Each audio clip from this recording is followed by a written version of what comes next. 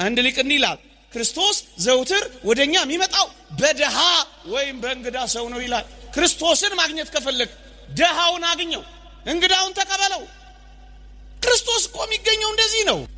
ለጥፍር መሞረጃችን፣ ለዚህ አስደናቂ ዊጋችን አይኑር። እንደዚህ ምንም አጣይ አይመርባችሁ እኮ።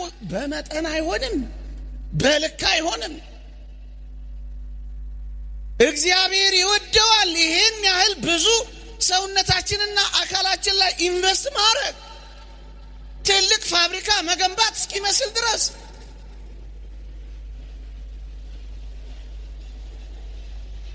የእግዚአብሔር ቃል እንዲህ ይላል፣ እግዚአብሔርን እንፈራለን ለሚሉ ሴቶች እንደሚገባ መልካም በማድረግ እንጂ በሹሩባና በወርቅ ወይም በእንቁ ወይም ዋጋው እጅግ በከበረ ልብስ አይሸለሙ ይላል እግዚአብሔር ቃል።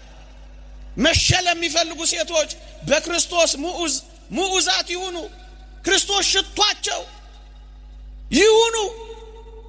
ኤሌምኒጦስ ሊቁ እንደተናገረው በክርስቶስ መዓዛ ሙዑዛት ይሁኑ እንጂ በሽቶችና በቆዳ ቅባቶች አይሁን ይላል።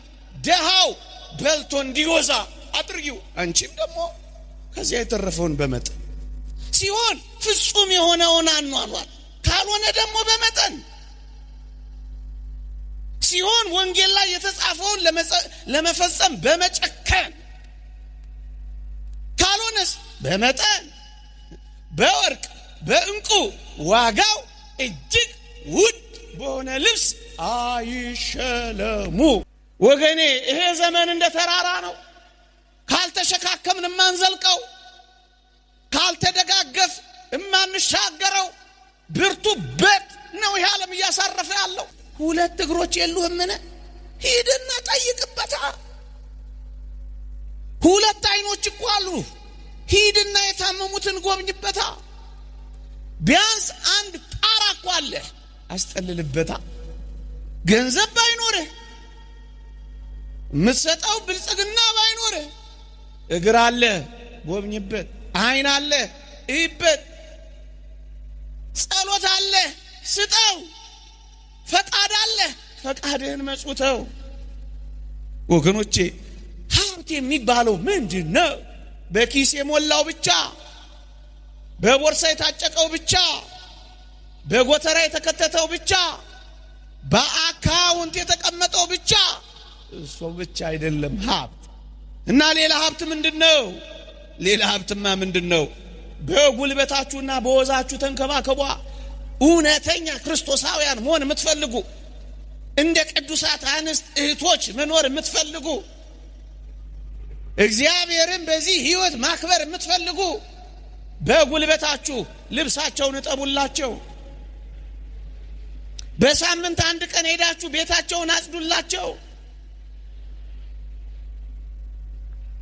ፀሐይ የማይሞቁትን አሙቋቸው። ተባያቸውን አራግፉና ለስጋው ደሙ አብቋቸው። ነጭ ልብስ አልብሷቸው። ስራችሁ ይሄ ብቻ ይሁን። ገንዘብ የለሽም፣ ጉልበት አለሽ። ይሄ ሀብት እኮ ነው፣ ጸጋ እኮ ነው ወገኖቼ። ጉዳይ አስፈጽምላቸው። ባንክ ቤት ሄደው መፈረም ሲፈልጉ ጎትታ አግዛቸው። ሀብት ማለት እኮ ይሄ ነው። ኦርቶዶክሳውያን በዚህ ዘመን ቤት ሞልቷቸው የሰው ረሃብ የያዛቸው አሉ።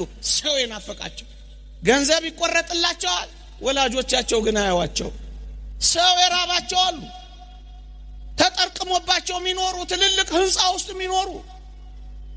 ጎብኛቸው። መብል ሞልቷቸው ፍቅር የራባቸው አሉ፣ ጸብ የከበባቸው። ሴጣን ፍቅር ያስተዋቸው ያጠላላቸው። እንዴት ክፉ ዘመን እንደሆነ የተወደደች አመጣ የወለደችን እናት ያጣላቸዋል። ፍቅር ስጣቸው። የሚያወሩት የሚተነፍሱት ይፈልጋሉ፣ ጆሮ ስጣቸው። እኮ ምጽዋት ነው ወገኖቼ። እፍኝ ጥሬ ሞልቷቸው አስታዋሽ ልብ የተነፈጋቸው አሉ። ይሄን ልብህን ስጣቸው፣ አስታውሳቸው። 2 ዲናር የለም። ክርስቶስ በረሃብ ምክንያት ለሞት ከተቃረበ የኛ መሽቀርቀር ምንድነው? በልክና በመጠን እንኖር ነው ዓላማው። አትልበሱ አይመርባችሁ ያልኩ አይደለም።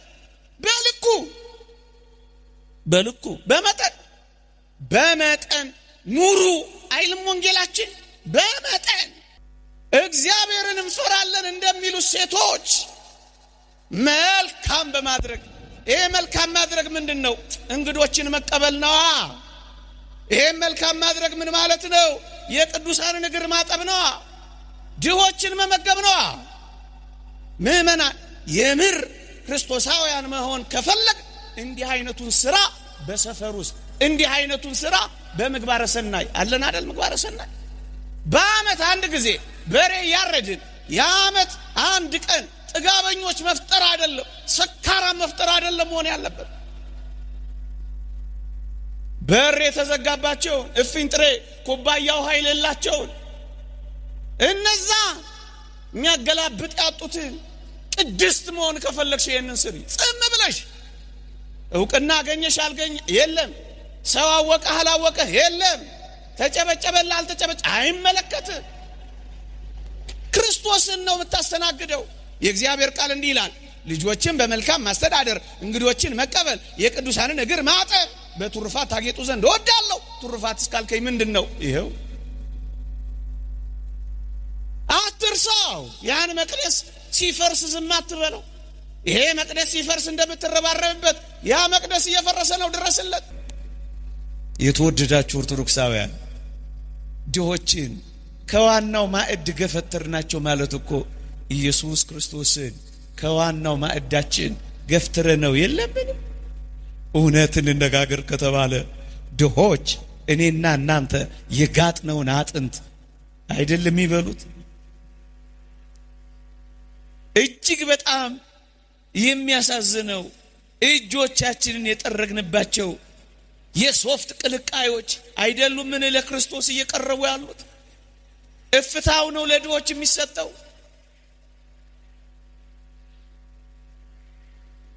ክርስቶስ ከዋናው ማዕድ ላይ ተገፍትሯል ያልኳችሁ እኮ ለዚህ ነው። እንደውም በዚች አዲስ አበባ የምር ክርስቲያኖች አይናችሁን ገልጣችሁ ካያችሁ ትርፍራፊ እንኳን ለድሆች መሰጠት አቆሟል። 4 ኪሎ ሜትር ትችላላችሁ። ትርፍራፊ ይቸበቸብና ይሸጥ ጀምሯል። ድሆች በነፃ የሚያገኙት ምንም ነገር ጠፍቷል። የተራረፈ ነገር እንኳን መሸጥ ጀምረናል። ጠግበን ስናበቃ ለድሆች መተው እንኳን አልሆን ብሎን በቴካዌ መሸከፍ ጀምረናል። ምን ነው ጨከን ወገኖቼ? ዓለም የምትጨክነው ሳይበቃ ክርስቲያኖችም ይጨካከናሉ። ዓለም እኮ በዚህ ዘመን ድህነት እየቀፈቀፈች ነው። ድሆችን እያባረረች እኮ ነው። ድሃን እየጠላች እኮ ነው ዓለም። ድሆች ምን ያደርጋሉ? ጥቂት ባለጠጎች ምድራችን ላይ ከኖሩ አይበቃም የሚል ርዕዮተ ዓለም እኮ ነው የሚያመጣው። እውነት ክርስቲያኖች በዓላቶቻችን፣ ድግሶቻችን፣ ዝክሮቻችን፣ ተስካሮቻችን እውነት ክርስቶስ አለበት አትብሎ አይደለም። ክርስቶስ ይታሰብበታል። ቤተሰብ አትጋብዙ አይደለም። ቅድሚያ ምንም የሌላቸው ዘመዶቻችን ድሆች አይቀድሙ። ድግስ ባደረክ ጊዜ ድሆች፣ ጉንድሾችን፣ አንካሶችን ጥራ። የሚከፍሉት የሚመልሱት ብድራት የላቸውምና እናስ በጻድቃን ትንሣኤ ይመለስልሃልና ለነሱ ቅድሚያ ስጥ ነው። የፊት ወንበሩን ከክርስቶስ ነጥቃናል። እንካ በንካ ነው። ለጠሩን ነው ምንጠራው፣ ለጋበዙን ነው ምንጋብዘው። ማኪያቶ ለከፈሉልን ነው ወተት ምንግተው። እንካ በንካ ሆኗል ነገሩ። የክርስትና ዘሩ ተቀይሯል። እንደውም ቅዱስ ዮሐንስ አፈወርቅ እንዲህ ይላል፣ በሞቴ ልብ ብላችሁ ስሙኝ። ትምህርት አትሆነው እንደ ይሄን የሚያስተምረው ከዚህ በላይ ትምህርት አለ መሰለ መጽሐፍ ቅዱስ ውስጥ? ሌላው ማጀቢያ ነው። እኛ የዳን ነው በስጦታ ነው። የተወደደ እግዚአብሔር ልጁን ሰጥቶ የተወደደ ልጁ ራሱን ሰጥቶ በስጦታ እኮ የዳን ነው። ደግሞስ ኋላ የምንድነው በምንድነው ካላችሁኝ እመኑኝ በስጦታ ነው የምንድነው። በስጦታ ዳን፣ በስጦታ እንድናለን። በመከራ አዳነን፣ በመከራ እንድናለን። በመስቀል አዳነን፣ መስቀል ተሸክመን እንድናለን። በጠበበ ክርስቲያናዊ ሕይወት እንድናለን። ለሱ ነው መዳን። ብራብ ብጠማ ብታረዝ ያለው በስጦታ እኮ ስለምንድን ነው ወገኖቼ። ወንጌል ማለት ይሄ ነው። ዝም ብዬ ኢየሱስ ኢየሱስ እንድልላት ተጠብቅ። ወንጌል ተግባራዊ ወንጌል ይሄ ነው። ክርስቶስ የሰራው ይሄ ነው። ተመላልሶ የፈጸመው ይሄንን ነው። ድሆችን እኛን አሰበን ባለጸጋ አደረገን። በጥም የተቃጠልነውን የዘላለም ውሃ ሆነን አረካን። በረሃብ ጠብልገን ነበር፣ ስጋውን ሰጠን፣ አጠገበን። ከቤታችን ተሰደን ነበር፣ ከቤቱ ተሰደደ መጣና ወደ ስደት ቤታችን መለሰን። ስጦታ ማለት ይሄ ነው። ወንጌል ማለት ይሄ ነው።